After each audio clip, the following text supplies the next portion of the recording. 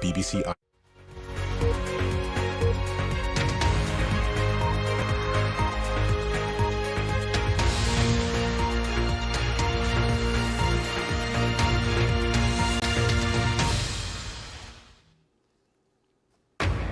At 6, the former Yorkshire cricketer Azeem Rafiq reveals the full extent of the racism he says he faced at the club.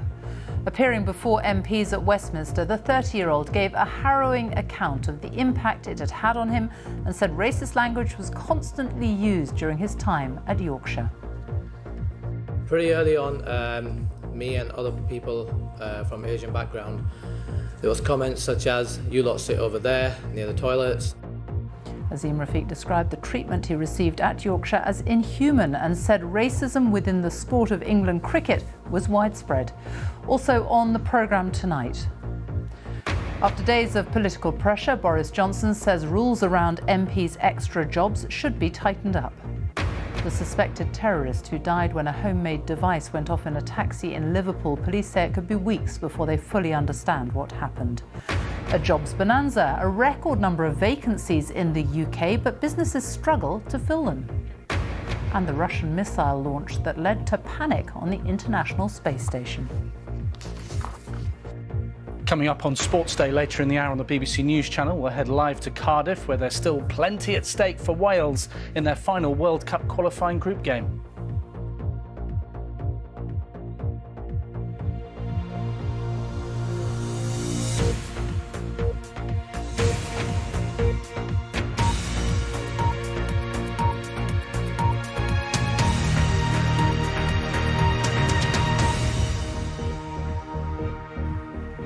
Good evening and welcome to the BBC News at 6. The former Yorkshire County cricketer Azeem Rafiq has given harrowing and at times emotional evidence describing the racist abuse he says he experienced at the club. He told MPs that the way he was treated was inhuman and said he felt isolated, humiliated at times. More than a year after he first spoke publicly about racism, the former off-spinner accused senior figures at the club of turning a blind eye to what was happening. A subsequent report by Yorkshire confirmed that he'd suffered harassment, but no one faced disciplinary action. Our sports editor Dan Rowan's report contains some details you may find offensive. How are you feeling, Azeem? All right. His allegations have already plunged Yorkshire cricket into crisis. Today, Azeem Rafiq brought them to Westminster, laying bare the ordeal he says he and other Asian players were subjected to at his former club, including a racist term aimed at his Pakistani heritage. There was comments such as, "You lot sit over there near the toilets," elephant washers, the word was used constantly, and there just seems to be an acceptance in the institution from the leaders, and no one ever stamped it out. Felt isolated, humiliated at times. Struggling to contain his emotions, Rafiq went on to describe his experience at Headingley after his son was stillborn in 2017. Through that time, the treatment that I received from some of the club officials were inhuman. They weren't really bothered about the fact that I was at training one day and I get a phone call to say there's no heartbeat. Rafiq claimed former teammate Gary Ballance used the name Kevin as a derogatory term to refer to any player of colour, and that this was an open secret in the England dressing room. That another England star, Alex Hales, called his dog Kevin because it was black. A disgusting joke, Rafiq called it. And what of Yorkshire's England captain Joe Root, who last week said he couldn't recall any racist behaviour at the club? He's never engaged in racist language. I found it hurtful. Root was involved, before he started playing for England, he was involved in a lot of them socialising nights out where I'd been called the but again, it just shows, and he might not remember it, but it just shows how normal it was in that environment, in that institution.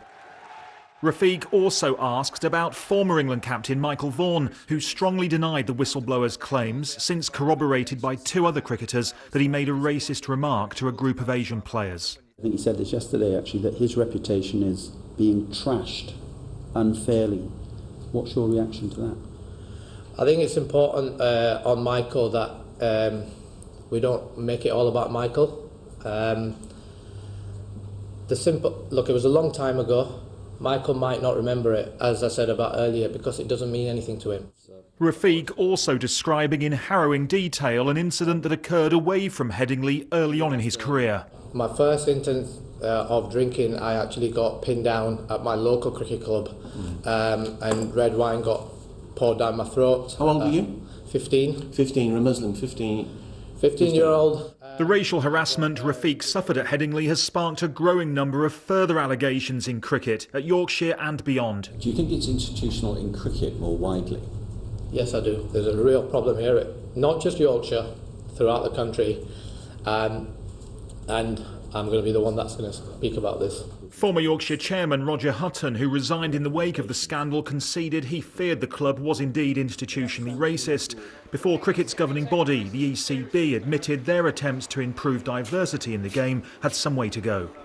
What we have struggled with is getting our first-class game to wake up to the same extent, and that is the point. That is, we are at that stage now where I think we are, if not already in an emergency, then we are approaching one. The ECB have been criticised for not doing more to support Rafiq, and the man who runs the game had this message. We know we've let you down, and we are going to fix this, and we're going to fix it quickly, and we're going to fix it fast, because the survival of our sport depends on it. But for the man at the centre of one of cricket's gravest ever scandals, the damage has already been done. Can't even imagine as a parent hearing me speak now why I would ever want my kids to go anywhere near the game.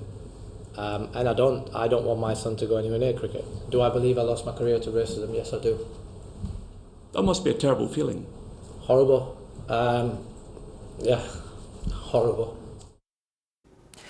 Azeem Rafiq there. Well, let's talk to Dan, who is in Westminster. He's waited a long time to tell his story. What now for England cricket? Well, I think, Sophie, ever since Yorkshire sparked outrage by deciding not to take action against any member of staff, despite that report which found that Rafiq had suffered racial harassment at the club, there has been an expectancy that this would be a particularly painful day for the sport. But few can have predicted just how chastening, just how harrowing it would be, and I think many will see it as a wake-up call for the game's authorities. Because the landmark report into his ordeal is still yet to be published, this was the first time that we'd heard details of what Rafiq had gone through, and at times, as you saw, he was close to tears. He had to pause and stop. The session had to be stopped at one point for him to regain composure. He painted a picture of overt racism in that Yorkshire dressing room. He said it had left him feeling suicidal. He suggested that he'd been let down not just by his teammates and employers, but also by some members of his community, the Players' Union, the PCA, and the ECB as well. I think many will look at the reforms that are being promised. Yorkshire have vowed to regain trust. The ECB are investigating, and they'll say that while painful, this is a good thing. It could be a seminal moment for the sport if it inspires more whistleblowers to come forward and for the governing body to address the underrepresentation in the sport. But at the same time, recovering from what we heard today will be no easy task for cricket. The fear that is exposed an ugly side to the game, especially a game that, of course, has an identity very much wrapped up in the spirit of cricket, the decency and the fairness and the values that it's famed for, but which appear to have been betrayed by this crisis. Dan Roan in Westminster. Thank you. After weeks of political pressure and a government U-turn, Boris Johnson has proposed a ban on MPs acting as paid political consultants or lobbyists. He made the announcement while the Labour leader, Sir Keir Starmer, was setting out his plans for how to toughen up the rules on second jobs. It comes in the wake over the row over the former MP Owen Paterson. Our political correspondent Chris Mason reports. This afternoon, the Prime Minister welcomed his Greek opposite number to Downing Street, with questions about sleaze still swirling. It's nearly a fortnight since the rows about parliamentary standards broke out here, entirely because the government wanted to change the rules, just as one of their own MPs faced suspension. In a letter to the Commons Speaker, Boris Johnson says, any outside activity undertaken by an MP should not prevent them from fully carrying out their range of duties. And, he adds, MPs should not accept any paid work to provide services as a parliamentary strategist, advisor or consultant. The primary role of a Member of Parliament must be to serve their constituents and to serve Parliament. And that's why the Prime Minister is calling for the Code of Conduct to be tightened so that that is made very clear to Members of Parliament moving forward. Second jobs, moonlighting in the Caribbean, talking up private businesses for money. The soundtrack to autumn here. Enter Labour. Enough is enough. We need a government that governs in the public interest, where standards count for something, where truth means something, and where honesty is at the heart of everything that it does. When are you finally going to sort out this mess? Isn't it all your fault? Earlier, sharp questions, and not just from reporters, to the Chief Whip and Leader of the Commons over the suggestion the government had tried to bend the rules to bail out a friend, the former Minister, Owen Paterson. The attempt by right honourable and honourable members of this House, aided and abetted by the government, under cover of reform of the process, effectively to clear his name, was misplaced, ill-judged and just plain wrong. After a deluge of critical headlines, government, Parliament, is now trying to sort itself out.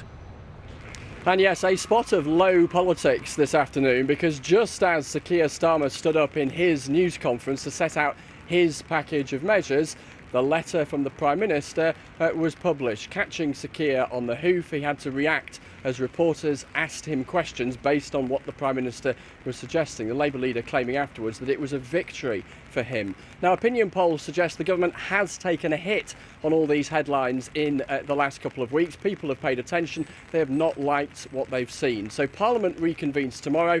There'll be an attempt to find consensus, sorely lacking here in the last couple of weeks, to tighten up the rules and improve the image of this place. Chris Mason, thank you. Counter-terrorism officers say it could be weeks before they fully understand the events surrounding the death of a suspected terrorist who was killed when a homemade device blew up in the back of a taxi on Sunday.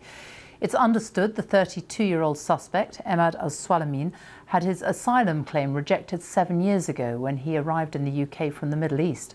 He then went on to convert to Christianity in 2017. Here's our Home Affairs correspondent, June Kelly.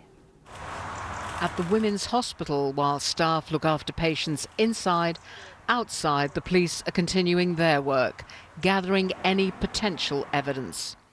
And Liverpool is learning more about Ahmad Al-Swalamin, the asylum seeker who launched the attack on his adopted city. His final act here was captured on CCTV. Taxi driver David Perry so lucky to escape.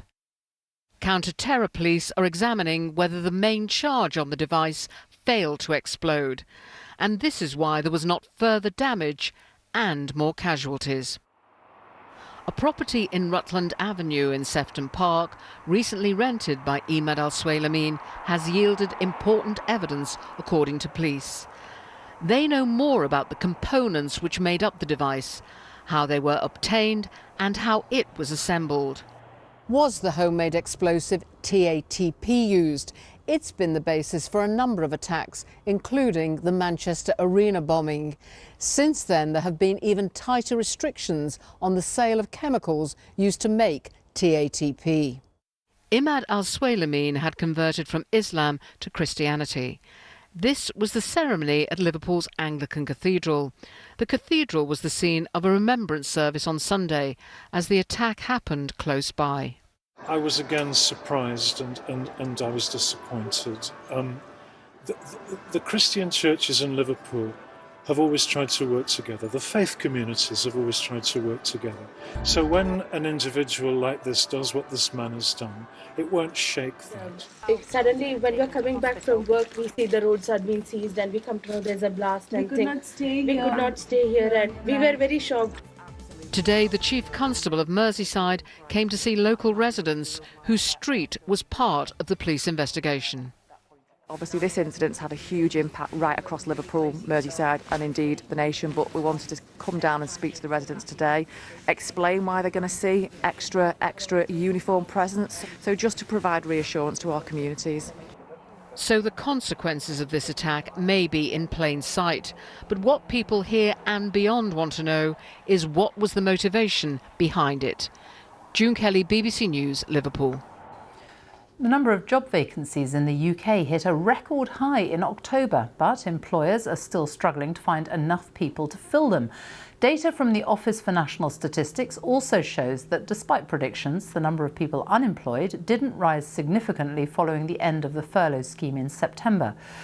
The number of people on company payrolls rose by 160,000 between September and October, so in total 29.3 million people were employed. But there were more than 1 million vacancies, with the hospitality sector particularly hard hit, as our business editor Simon Jack reports. Too many cooks can spoil the broth. Not enough can hurt a business. This family-owned hotel in Sutton Coldfield is 20 staff short, and that means turning business away.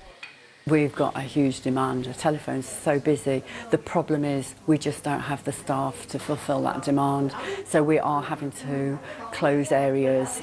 We're probably losing thousands of pounds a week in turnover that we can't, we just haven't got the staff to do it. In this market, it's employees calling the shots, as average wages are rising faster than the current rate of inflation. This commercial laundry in East London has had to offer more family-friendly hours and higher wages, but it's still struggled to replace workers from Eastern Europe. Headcount has shrunk from 140 to 80, and so has the business. We can only operate at a certain level with the amount of staff we currently have. In my opinion, this is how we're going to be for a long, long time, years. Because simply without the labour pool, we can't ramp up our business. So rather than trying to ramp up and failing, we're better off reducing the size of the business and being more secure in this format. Clearly, a shortage of staff is better than a shortage of jobs, which many feared might happen when the furlough scheme ran out at the end of September. Today's jobs figures are the first we've had since furlough ended, and what they show is that unemployment has consistently and continuously fallen for 9 months in a row now, and record numbers of people are in work, including, I can announce today, 100,000 young people who have started jobs through our Kickstart scheme. It's a great time to be looking for a job. There are now a record 1.2 million vacancies out there, but the same labour shortages which are pushing up wages are also, as we've seen, holding back the economy. And for the Bank of England, higher wages means higher inflation, which means the case for higher interest rates may be hard to resist. Just how fast and how far the bank raises borrowing costs will depend on what kind of inflation we see. If we start to see that workers are getting very high pay rises and therefore costs are increasing further, and so companies are raising their prices again, that's the type of inflation that will be disruptive, in which the Bank of England might have to really start to slow things down, raise interest rates more sharply, and that's the type of inflation that does prove problematic. Higher energy and fuel prices are expected to push inflation up to 5% next year. Average wages are rising less than that, so many will actually feel poorer. The Bank of England is hoping that cost of living squeeze is short-lived. Simon Jack, BBC News. The time is just after 6:15. Our top story this evening. The former Yorkshire cricketer Azeem Rafiq reveals the full extent of the racism he says he faced at the club, giving evidence to MPs at Westminster. And coming up, the Prince of Wales and Duchess of Cornwall land in Jordan at the start of their first major royal tour since the pandemic. Coming up on Sports Day in the next 15 minutes on the BBC News channel, a new name on the Formula One grid for 2022. Guan Yu Zhou is set to make history with Alfa Romeo.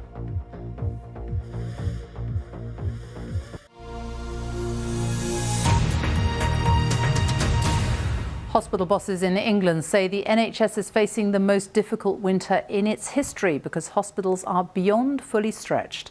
Alongside COVID cases, many hospitals are seeing more frail and elderly people being admitted, as well as significant numbers of people with alcohol and mental health related problems. Our health editor, Hugh Pym, has been to Newcastle's Royal Victoria Infirmary, where doctors and nurses say they have never been busier. It was busy last night, very busy in ED, and the region was busy too. So predictably we're 93% full, which is the highest occupancy we've had in a few days. So we've got no beds on trauma, no medical beds, no surgical beds. Morning meetings faced the reality of another day. ED, the emergency department, already under pressure. There are record numbers of patients. Beds are hard to find. I've been nursing for 27 years, I'm going to say, and none of us have ever seen anything like this. And yes, it is just the start of winter. I don't know what's to come.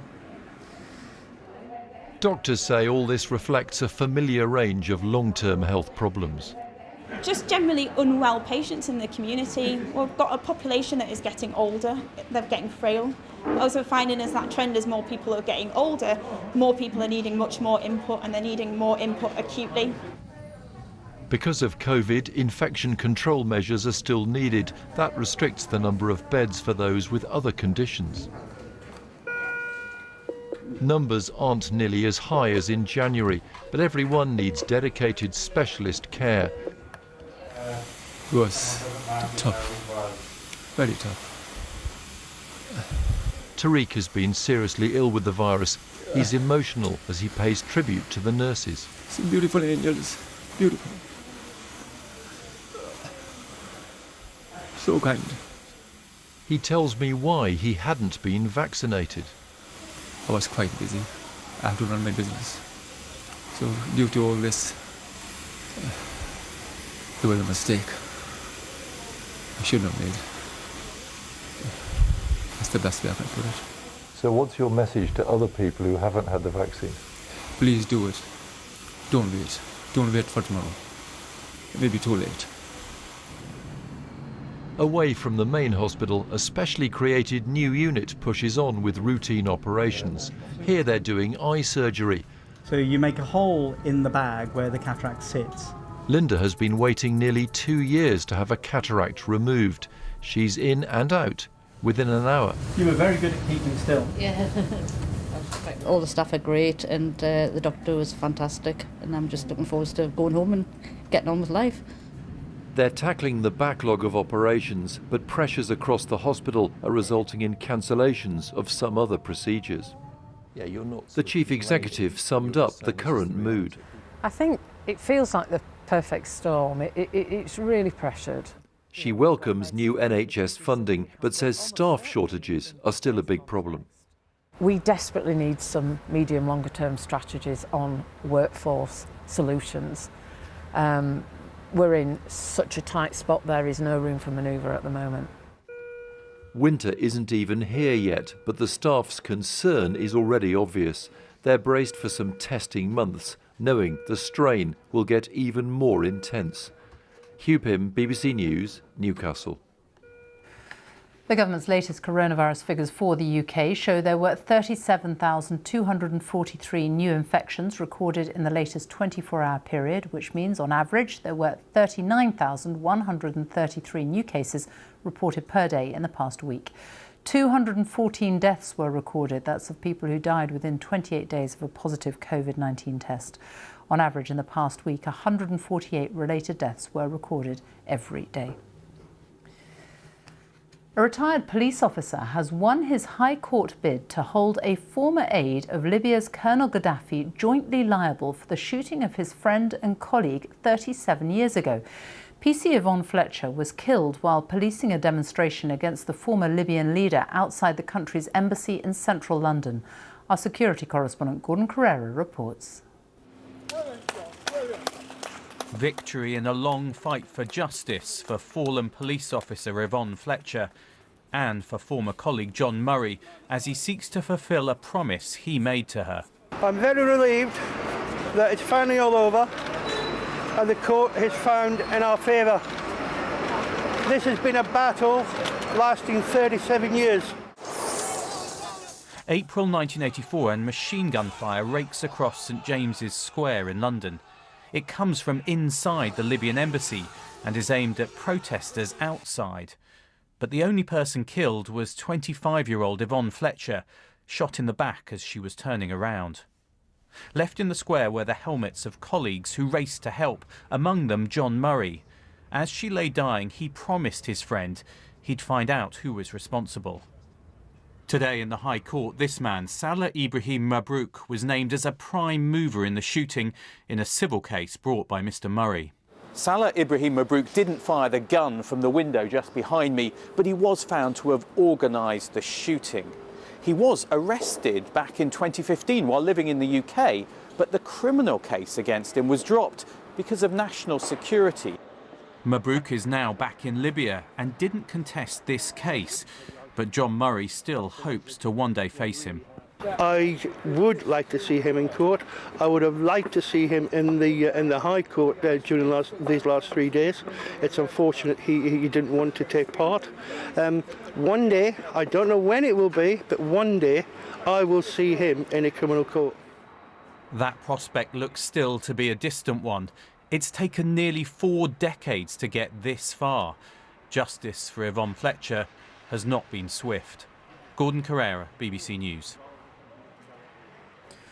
A senior Conservative MP, Caroline Noakes, and a political journalist at the New Statesman have accused Stanley Johnson of inappropriately touching them. The Romsey MP said her bottom was smacked when she attended the Conservative Party conference in 2003 and called for the Prime Minister's father to own up and apologise for his actions. Stanley Johnson told Sky News he has no recollection of Caroline Noakes at all. Downing Street declined to comment on the allegations. Russia has confirmed it conducted a weapons test in space targeting an unused Russian satellite. The US said the test had endangered astronauts on board the International Space Station and called Russia dangerous and irresponsible. Russia's defence ministry said the debris created posed no threat. Here's our science correspondent Rebecca Morell. It was a moment of high drama on the International Space Station with an emergency call from Mission Control. Sorry for the early call. We were recently informed of a satellite breakup and need to have you guys start reviewing the safe haven procedure. On board, the 7-strong crew, including 2 cosmonauts from Russia, were told to take shelter inside their return capsules.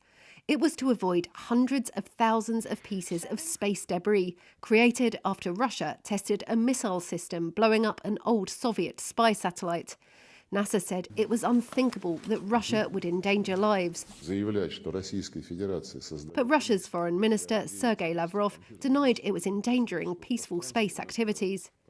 Travelling at speeds of around 14,000 miles an hour, tiny pieces of debris can cause huge damage.